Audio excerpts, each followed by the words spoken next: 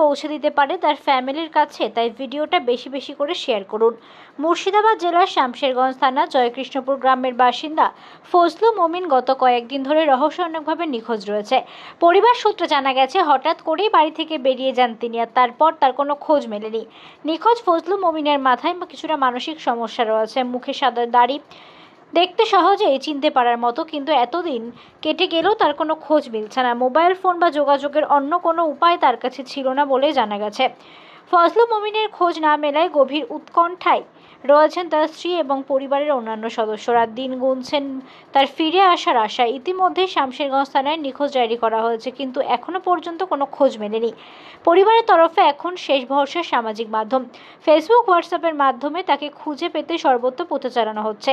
সাধারণ মানুষের কাছে করজোড়ে করে অনুরোধ জানানো হচ্ছে, যদি কেউ ফজলু মমিনকে কোথাও দেখে থাকেন তাহলে তার খোঁজ পান, অবিলম্বে যোগাযোগ করুন অথবা বিষয়টি জানিয়ে দিন শামশেরগঞ্জ থানায়। পরিবারের দেওয়া যোগাযোগ নম্বর 8927164880। থানা এবং সরাসরি জানাতে পারেন।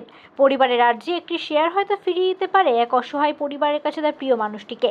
আপনার শেয়ারই হতে পারে এই সন্ধান অভিযানের এক বড় আশার আলো। হারালছে পার হয়ে রাত 2টার সময় হারালছে, তো এখনো খোঁজা খোঁজ পাওয়া যায়নি। কালকে মাডাঙ্গের দিকে বললো কি যে একটু আগে ছিল, মাইকে ক্যানভাস করে বেড়াচ্ছে। তো চায়ের দোকান আছে ঘাটে এপারে, তো চায়ের দোকানে চা বিস্কুট ওকে খাওয়ালছে, দিয়েছে চা বিস্কুট খাওয়া পাচ্ছে। কোথায় গেল আর খুঁজে পাচ্ছে না, লোক গেলাও বলতে পারছে না কোথায় গেল। তো ঢুলেছে লস্করপুরের লোক পরশু বলেছে হ্যাঁ এখানে তো ছিল জি বেড়াচ্ছিল।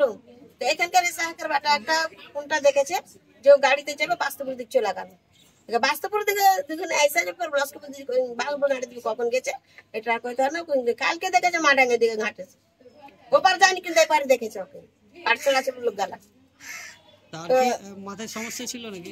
মাথায় সমস্যা দিয়ে দেখুন 2-1 বছরের বেশি হলো মাথার বেরনটা, মানে খাপে পাগলার মতন বাড়িয়েছে, কোনো দিন নেই আলো নেই, কোনো জ্ঞান নেই, এরকম ভাবে বাড়িয়েছে। এর আগে কি পালিয়েছে না এটাই প্রথম? এর আগে মানে কিছুদিন হলো বলে আবার দিন রাতের বেলা পালাল ছিল। তো এই বাড়ি ছেলেটা পিটুর বেটা তপন ওরা দেখেছিল, তো আর চলে এসেছিল ঘুরে। আর এই সেদিন গেল যে বিশ্বরের দিনটাতে মাংস আনতে নামা ছিল, তো নামে কাছে কোনটা যাবি, কোনে যাবে জি বাড়ি যাও। বাড়ি আসেনি, কোন দিকে গেল আর ও আর কইতে পারে না।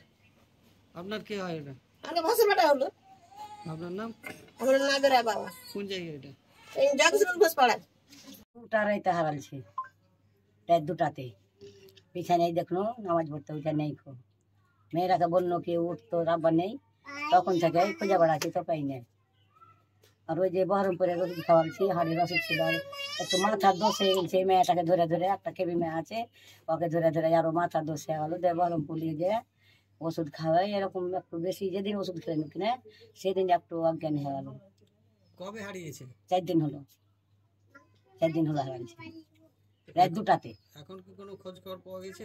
খোঁজ খবর এখনো পাওয়া যায়নি, এখন পর্যন্ত কোনো খোঁজ পাওয়া যায়নি। থানাতে কমপ্লেন করেছেন? হ্যাঁ, থানাতে খুঁজে এসছে, 2 থানাতে নেই, কিন্তু ডায়েরি করে এসছি। তো এখন পর্যন্ত থানারও খবর পাওয়া যায়নি।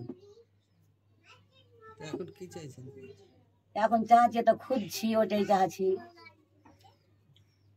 আপনাদের আত্মীয়দের বাড়ি খোঁজ করেছেন? হ্যাঁ, আত্মীয় বাড়ি সবাই খোঁজ করেছি, নেই, কোথাও নেই?